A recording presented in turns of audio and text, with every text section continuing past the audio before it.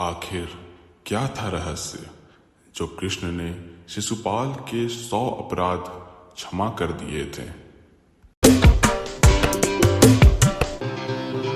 शिशुपाल 3 जन्मों से श्री कृष्ण से बैर भाव रखे हुए था। इस जन्म में भी वह विष्णु के पीछे पड़ गया।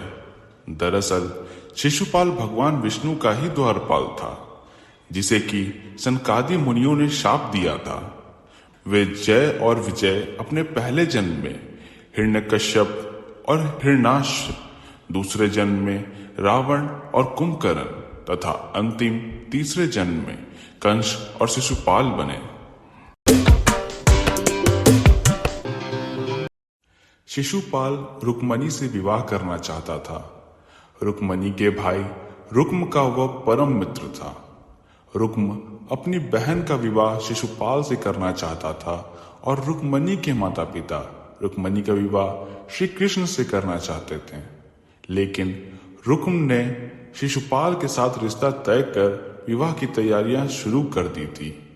श्री कृष्ण रुक्मणी का हरण कर लेते हैं। दूसरा कारण यह था कि छेदी के यादव वंशी राजा शिशुपाल कंस और जरासंध के मित्र थे। शिशुपाल ने श्री कृष्ण को घेरने के लिए जरासंध का हर मौके पर साथ दिया था। शिशुपाल को यह भी मालूम था कि श्री कृष्ण मुझे 100 अपराध करने तक नहीं मारेंगे।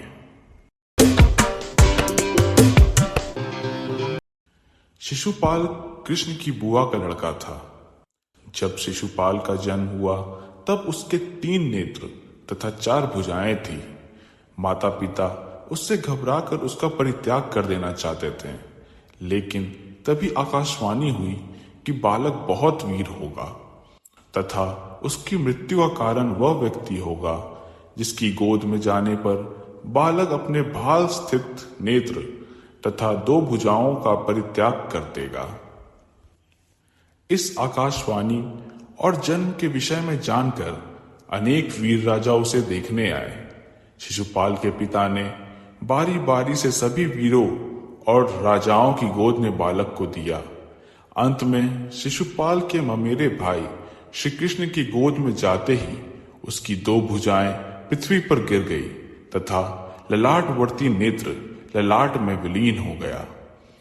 इस पर बालक की माता पिता ने दुखी होकर श्री कृष्ण से उसके प्राणों की रक्षा की मांग की। श्री कृष्ण ने कहा कि मैं इसके 100 अपराधों को क्षमा करने का वचन देता हूं।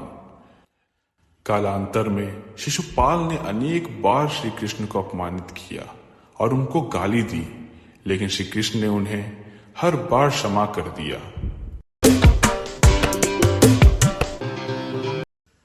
एक बार की बात है, जरासंध का वध करने के बाद श्री कृष्ण, अर्जुन और भीम इंद्रप्रस्थ लौट आए।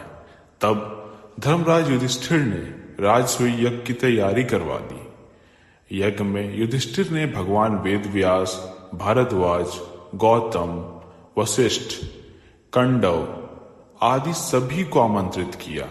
इसके अलावा सभी देशों के राजाधिराज को भी बुलाया गया। यज्ञ पूजा के बाद यज्ञ की शुरुआत के लिए समस्त सभासदों में इस विषय पर विचार होने लगा कि सबसे पहले किस देवता की पूजा की जाए। तब सहदेव जी उठकर बोले, श्री कृष्ण ही हम सभी के देव हैं, जिन्हें ब्रह्मा और शंकर भी पूजते हैं। उन्हीं को सबसे पहले पूजा जाए।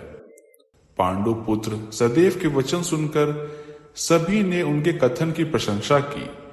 भीष्म पितामह ने स्वयं अनुमोदन करते हुए सहदेव का समर्थन किया। तब धर्मराज युधिष्ठिर ने शास्त्रोक्त विधि से भगवान श्री कृष्ण का पूजन आरंभ किया। इस कार्य से छेदीराज शिशुपाल अपने आसन से उठ खड़ा हुआ और बोला, हे सभासदों, मुझे ऐसा प्रतीत हो रहा है कि कालवश सभी की मति मारी गई है। क्या इस बालक सहदेव से अधिक बुद्धिमान व्यक्ति इस सभा में नहीं है, जो इस बालक की हाँ में हाँ मिलाकर अयोग्य व्यक्ति की पूजा स्वीकार कर ली गई है? क्या इस कृष्ण से आयु, बल तथा बुद्धि में और कोई भी बड़ा नहीं है? क्या इस गाय चराने वाले ग्वाले के समान कोई और यहाँ नहीं है? क्या गीदड़ सिंह का भाग प्राप्त कर सकता है? न इसका कोई कुल है, न जाति, न ही इसका कोई वर्ण है। राजा याति के शाप के कारण राजवंशियों ने इस यशुवंश को वैसे ही बहिष्कार कर रखा है। यह जरासंध के डर से मथुरा त्याग कर समुद्र में जा छिपा था। भला यह किस प्रकार का अग्र पूजा पाने का अधिकारी है? इस प्रकार शिशुपाल श्री कृष्ण को अपमानित कर गाली देने लगा।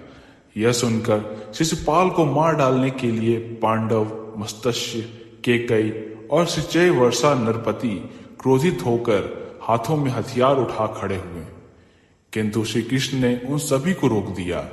वहां वाद विवाद होने लगा, परंतु शिशुपाल को इससे कोई घबराहट न हुई।